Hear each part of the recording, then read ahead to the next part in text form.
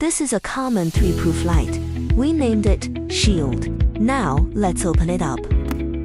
As we can see, a simple PCB light board is fixed in the center. This PCB board can be easily taken out by hand. There are several buckles for fixing the PVC board in the center of the light trough. This is the small clip on the light lens. This corresponds to the clip on the light trough. In addition, there is an obvious groove on the lamp body. This is the second 3-proof light, Xeno.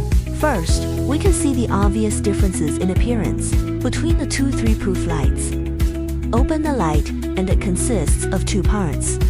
Now, the PCB board is fixed on a multifunctional aluminum plate. We can see that it optimizes the internal space of the light and enriches its functions.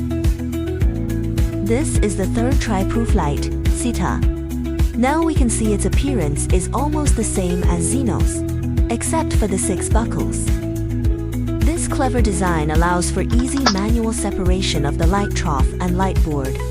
It also features a PCB board embedded in a multifunctional aluminum plate.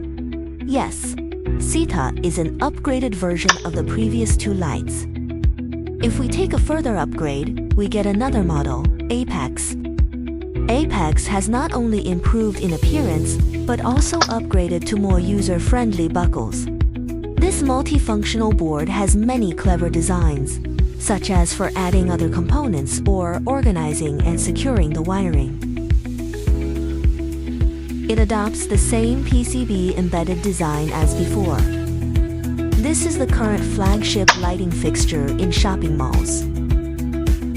Does it look the same as the previous one at first glance? Actually, this is Fortis. It has 1 more buckle than Apex. Its biggest difference is that it has an independent emergency device and an emergency power supply.